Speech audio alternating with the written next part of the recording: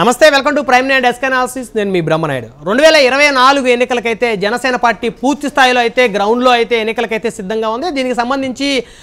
కొన్ని కమిటీలను జోన్ల వారీగా గోదావరి ఉత్తరాంధ్ర రాయలసీమ జోన్ల వారీగా అయితే కమిటీలు నిర్వహించింది ఈ కమిటీలో ఉన్నటువంటి సభ్యులందరూ కూడా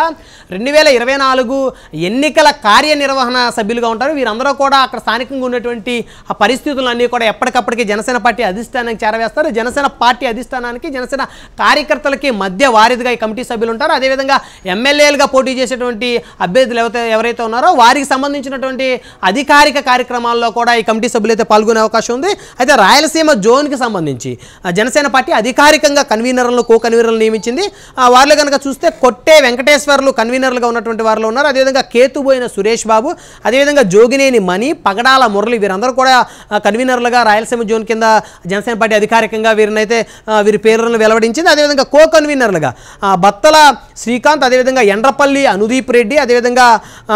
వెన్నపూస భరత్ రెడ్డి పగడాల వెంకటేష్ ముక్కు సత్యవంతుడు దేవినేని యశ్వంత్ రాకేష్ రాయల్ వీరందరినీ కూడా కో కన్వీనర్లుగా నియమించింది వీరందరూ కూడా రాయలసీమ జోన్ కింద కన్వీనర్లుగా కో కన్వీనర్గా జనసేన పార్టీ 2024 ఎన్నికలకు అసెంబ్లీ ఎన్నికలకు సంబంధించి కార్యనిర్వహణ సభ్యులుగా